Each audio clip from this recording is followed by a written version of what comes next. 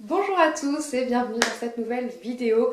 Je vous retrouve enfin aujourd'hui après une petite période d'absence, c'est vrai, je m'en excuse parce que c'est l'hiver, le temps me manque et puis j'ai eu aussi des priorités à gérer dans ma vie. Donc voilà, j'ai pris un peu de temps pour moi et pour mes proches. Rassurez-vous, tout va bien, mais je préfère nettement vous véhiculer des messages joyeux et positifs que d'être dans le négatif. Et c'est un petit peu la raison de mon absence, j'espère que vous comprenez.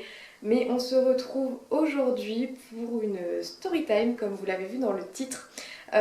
Puisque voilà, on est en pleine préparation de l'équirando et j'ai donc décidé de vous raconter un petit peu ma première équirando, donc qui n'est pas si vieille que ça, puisque c'était pour l'édition 2017, mais je me suis dit que ça pouvait être vraiment très sympa de partager avec vous eh bien, tout simplement la préparation, les galères qu'on a rencontrées, jusque la réalisation de ce projet qui était déjà un très gros projet pour nous.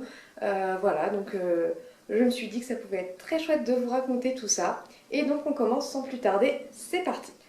Alors, bien évidemment, pour tout ça, je me suis munie du carnet de route Ekirando, où voilà, j'avoue que 2 ans après, c'est assez rigolo de voir les petites anecdotes qu'on avait pu rajouter en fait à chaque étape. Donc, on verra ça ensemble.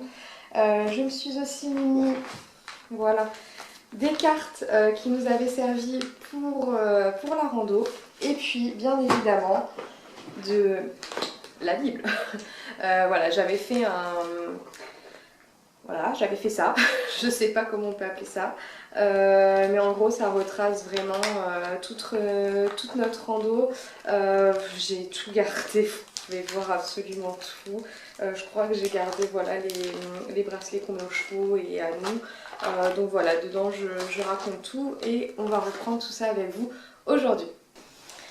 Allez, c'est parti. Donc du coup, comment ça nous est venu de participer à l'équirando?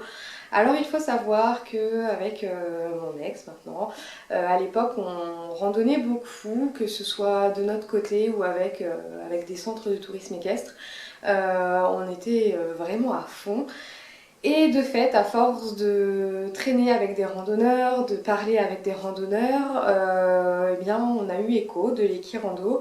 Et puis petit à petit, c'était comme un rêve pour nous, comme le Saint Graal à décrocher, d'y participer au moins une fois. Du coup, en 2015, on a eu connaissance de l'édition à Beaumont-de-Lomagne, donc dans le sud-ouest. C'était beaucoup trop loin pour nous, en fait, on était complètement novices à l'époque, donc ça aurait été une belle galère de s'embarquer là-dedans. Donc voilà, mais on y pensait et on le gardait dans un coin de notre tête. Donc évidemment, en attendant, on a continué à randonner, à apprendre plein de choses sur la rando, notamment grâce au relais du Picotin. Donc Nat, si tu passes par là, je te fais un gros bisou. Et puis bien sûr, on pense très fort à Christian parce qu'il n'est plus là aujourd'hui, mais c'est vraiment aussi grâce à lui qu'on a appris toutes les techniques de randonnée et qu'on a appris à randonner. Donc voilà, sans ces deux personnes, très clairement, on n'en serait pas là aujourd'hui. Mais toujours est-il que fin d'année 2016, donc octobre, septembre ou octobre il me semble, le lieu de l'équirando 2017 a été dévoilé. Donc c'était à Bourg-en-Bresse et on s'est dit waouh, c'est encore loin de chez nous, on était de la région parisienne. Et on connaissait personne là-bas, on s'est dit ouh ça va être compliqué. Mais allez, cette année c'est pour nous, on l'a fait. Donc on va monter notre projet et du coup eh bien, on a commencé à chercher des solutions pour y participer. J'ai mon amie Perrine que j'ai rencontrée à Caen pendant mes études qui habite pas très loin, enfin 1h30 ou 2 heures de route je pense, qui est du côté de Cluny en Bourgogne et du coup qui pouvait nous accueillir pour la première partie de la rando. On s'est dit qu'on pourrait ensuite soit continuer à cheval, soit couper en vent pour randonner ensuite juste 1 ou 2 journées avant l'arrivée à Bourg-en-Bresse. Donc au final c'est ce qu'on a fait, mais voilà, il nous fallait monter une équipe. Donc Philippe et moi on était sûrs d'y participer. Du coup Perrine pouvait être avec nous les jours où on randonnait eh bien chez elle tout simplement. Et puis parce qu'on a pris ceinture et bretelles pour, voilà, pour vraiment être sûr et mettre toutes les chances de notre côté, on voulait partir avec une intendance et du coup on a proposé à ma sœur de partir avec nous qui n'avait pas d'expérience de la randonnée. Voilà, donc je l'ai remise à cheval un petit peu avant les Kirando et tout s'est super bien passé pour elle. Moi, elle a eu un peu mal aux fesses, excuse-moi. Mais sinon, elle était vraiment, je pense, contente de partir avec nous. Elle a fait plusieurs journées à cheval et puis après, elle a fait que de l'intendance. Mais c'était vraiment chouette. Donc voilà, en tout cas, l'équipe était constituée et on n'avait plus qu'à réfléchir à tout le reste et ça n'a pas été une mince affaire. Donc déjà on s'est procuré les cartes IGN, voilà. On a commencé à se renseigner un petit peu sur les J-2, J-1 mis en place par le comité Ekirando, puis à tracer nos itinéraires. Mais ça encore, voilà, c'était pas trop compliqué. On a réservé les hébergements et là encore, le site Ekirando est bien fait avec la cartographie. Vous avez toutes les infos pour réussir votre rando. Donc voilà, on a booké ça. Entre temps, il nous fallait aussi choisir un nom d'équipe. Donc on a, après concertation évidemment avec tout le monde, on a décidé qu'on serait les Cavales à Bourg, puisque voilà, on cavale jusqu'à Bourg-en-Bresse. Donc le nom nous semblait évident. Voilà, qu'est-ce qui s'est passé aussi à la préparation? Eh bien, il nous fallait des chevaux. Il nous fallait un 4x4 et un vent pour tracter tout le monde. Donc là, je remercie vivement la maman de Philippe qui nous a prêté les juments avec lesquelles on a appris à randonner et ben voilà, avec lesquelles on a toujours randonné. Donc Flicka et Goldie qui sont de vraiment super juments. Elle nous a aussi prêté son 4x4 et son vent. Donc bien évidemment, sans ça, rien n'aurait été possible, on n'aurait jamais pu prendre part à cette aventure, donc un immense merci à elle. Et ça a déjà été une belle galère, voilà, parce que je dirais jusqu'au mois d'avril, on n'était pas sûr du tout de pouvoir bénéficier de ces moyens de locomotion, donc on ne trouvait pas de 4x4, on ne trouvait pas de vent. À la location, c'était juste inimaginable parce que c'est hors de prix. Voilà, donc du coup, je me rappelle, il y a même le papa et je crois l'oncle de Philippe qui sont dans le sud-ouest qui nous ont proposé leur vent pour nous dépanner. Donc vraiment, on était dans une belle galère jusqu'à ce que la maman de Philippe vienne à notre rescousse. Donc j'avais aussi fait faire des polos pour l'équipe avec le logo et puis derrière le nom d'équipe, donc Cavales à Bourg. Voilà, c'était un beau souvenir et puis ça nous permettait d'être reconnaissables. Et puis on a eu aussi l'occasion au mois de mai, il me semble que c'était au mois de mai, de participer au concours photo mis en place par le comité d'organisation Ekirando. Donc ils ont lancé un concours photo sur leur page Facebook. Et bien évidemment, il nous tenait à cœur d'y participer, donc on a fait une petite photo que je dois avoir dans la Bible.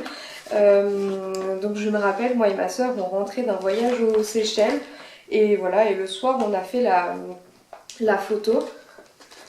Donc hop, juste ici, je pense que vous voyez. C'était un chouette souvenir. On est allé en forêt, on s'est mis debout sur les chevaux et puis on a brandi notre carnet de route.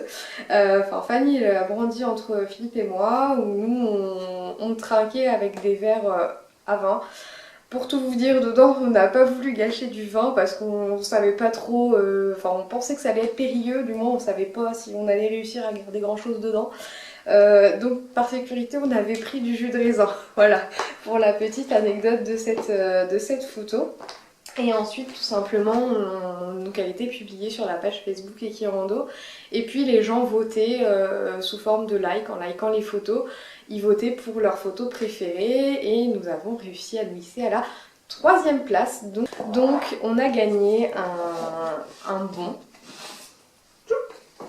bon cadeau de 50 € sur la boutique officielle Ekirando. Donc on était vraiment ravis et puis ça nous fait un super souvenir, voilà. Voilà, donc c'était déjà pas mal de mois de préparation, de prise de tête aussi parfois, où chaque membre de l'équipe n'était pas tout à fait d'accord, mais voilà, on a réussi donc à booker nos itinéraires, on a participé au concours photo, on avait fait les polos, puis il nous restait quand même malgré tout, on avait trouvé les chevaux, le 4x4 et le Mans, ce qui était déjà énorme, et puis il nous restait donc à se préparer nous, les chevaux, et puis le matériel. Donc voilà, on a préparé tout le matériel de camping dont on aurait besoin, le matériel aussi de clôture, puisqu'à l'époque il nous manquait, je pense, au poste de clôture. Donc on est allé à Decathlon en acheter un. Voilà, et puis eh bien c'est aussi à ce moment-là qu'on a pris la décision en fait que je ramène Flicka avec moi en Normandie, puisque après un épisode santé un petit peu compliqué pour elle, où elle avait perdu beaucoup de poids, beaucoup de muscles, et puis du fait qu'à l'écurie elle sortait pas beaucoup, elle n'était pas sortie en fait. Eh bien on a pris la décision que je l'emmène avec moi, où elle pouvait manger de l'herbe bien verte et bien grasse des prairies normandes. Donc voilà, elle est venue avec moi. Au début je l'ai laissée tranquille, vraiment le but c'était qu'elle se remplume, et puis petit à petit j'ai commencé à la ressortir, après donc en main, et puis à la remonter petit à petit. Et du coup je l'ai emmenée bien en balade, on a travaillé beaucoup au pas, on a travaillé aussi un petit peu sur des petits dénivelés, et puis j'ai dû partir aussi en trotting de temps en temps. Et puis du fait de la proximité avec la plage, eh bien je l'ai évidemment emmenée en balnéothérapie en fait, puisque bon, elle aime pas la mer, enfin elle aime bien se baigner, mais la plage est un problème, elle aime pas la plage. Mais elle a été mignonne quand même, et du coup j'ai pas mal été en mer pour lui faire des bains de mer, pour ses tendons, pour son bien-être, voilà, donc elle a été vraiment chouchoutée avant de prendre part à l'aventure avec nous. C'est parti, du coup on se retrouve pour la vidéo que j'avais réalisée suite à notre randonnée, et on commence tout de suite, let's go!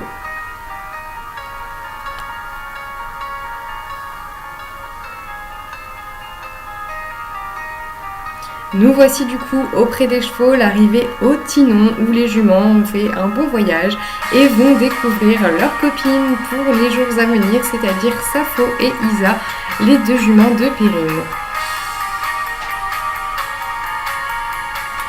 On se met en route pour la première journée, où de Berzelles-Châtel nous allons jusqu'au Mont-Saint-Romain à Blaneau, et nous allons faire 37,2 km, une grosse journée, mais sous le soleil et avec des juments très en forme, très braves, et c'est ce qui en ressortira dans les souvenirs d'Ekirando de tout le monde.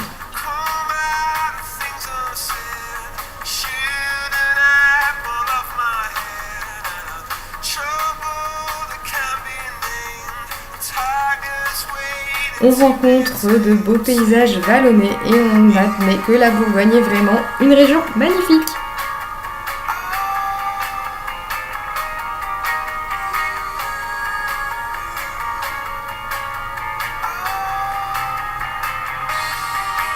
Pour la deuxième journée, nous partons toujours de Berzelles-Châtel et nous allons jusqu'à Pierre-Clos pour une journée de 20,2 km.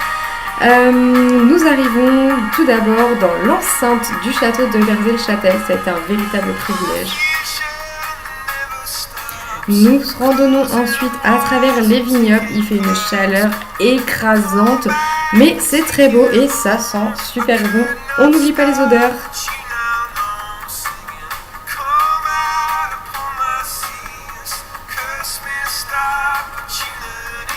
Fanny est derrière moi, elle est contente, mais d'après ses souvenirs, elle a déjà les fesses qui sont bien en souffrance.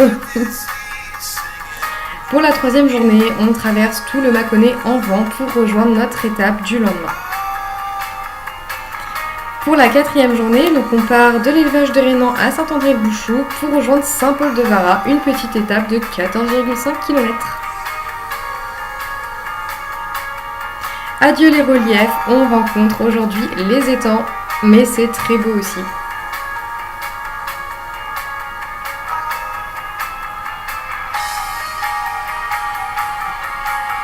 La dernière journée, jour 5, Saint-Paul-de-Vara, Bourg-en-Bresse, une étape que Philippe et moi réalisons avec 20,2 km effectués. On s'autorise un petit galop où j'avoue on se fait un petit délire.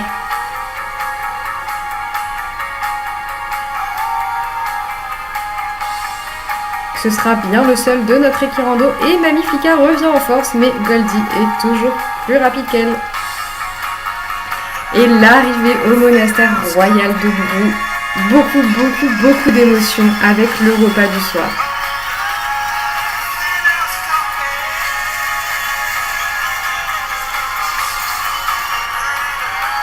On peut voir ici la joie de tout le monde vraiment d'être arrivé. Il y a une ambiance de dingue.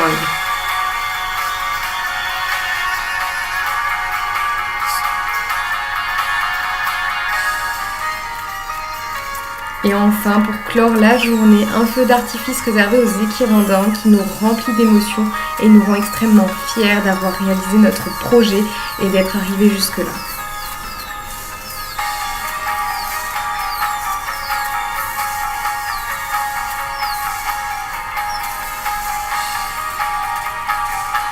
Jour 6, défilé dans les rues de Bourg-en-Bresse, donc on fait un petit parcours d'environ 8 km.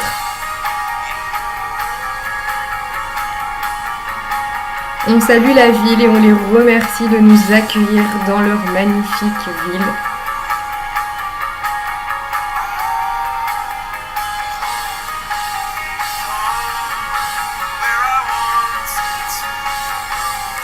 Nous ferons une dernière étape pour partir du rassemblement et rejoindre Saint-Paul-de-Vara où nous allons faire 18 km à peu près. Il pleut ce jour-là et donc on se dépêche. On a fait je crois les 18 km dans la matinée. On n'est pas arrivé très tôt mais quand même on a tracé. Et pour les chevaux c'était un peu dur pour Fika, je le reconnais.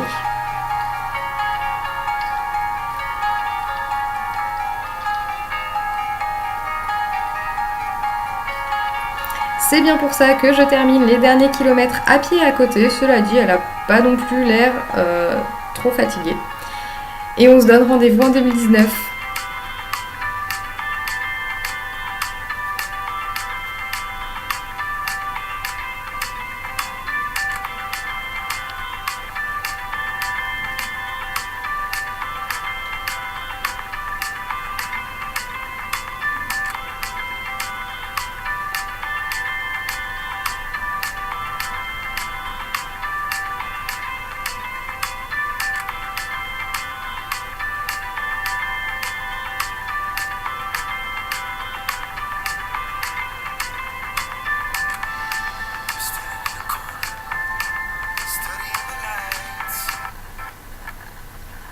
Voilà, donc comme vous avez pu le voir, c'était une magnifique équirando.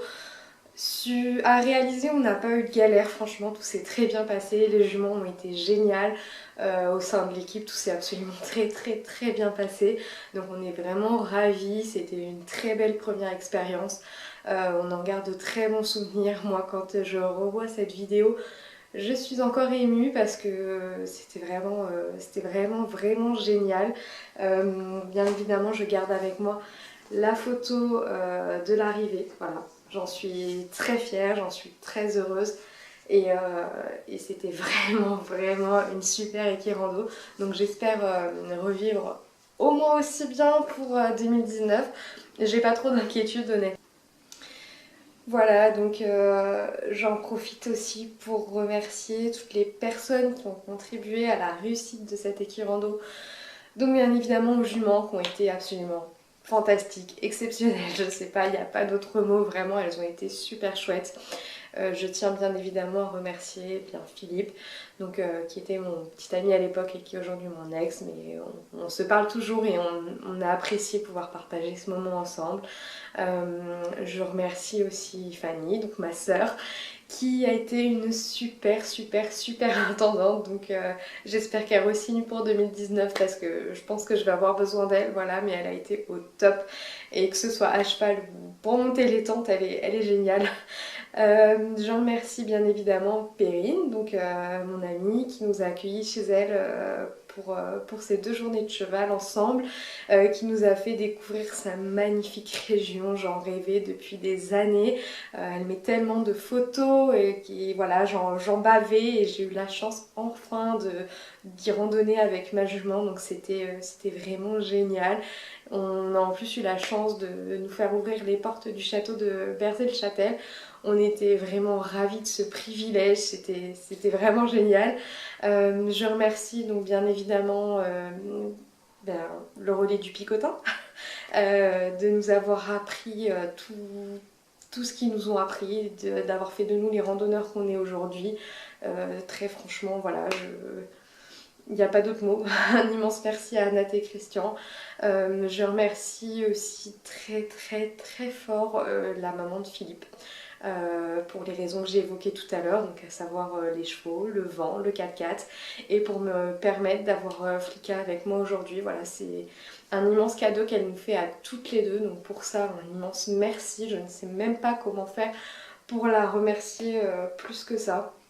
Un immense merci bien évidemment à mes parents qui me soutiennent depuis toujours pour mes moindres projets, les plus fous comme les moins fous, mais qui ne sont absolument pas dans le cheval et qui pourtant eh bien, me suivent dans toutes mes aventures. Donc un immense merci à eux.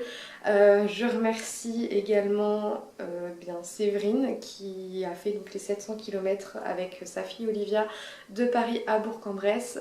C'est un magnifique projet qu'elle a mené d'une main de maître. Voilà, et on est très fiers d'avoir pu partager ça avec elle. On est très content de l'avoir retrouvée à l'arrivée. Et puis enfin, je remercie vraiment toutes les personnes qui ont fait de cette édition une véritable réussite. Sur ce, je vous fais de gros bisous et je vous dis à très vite pour une prochaine vidéo. Salut!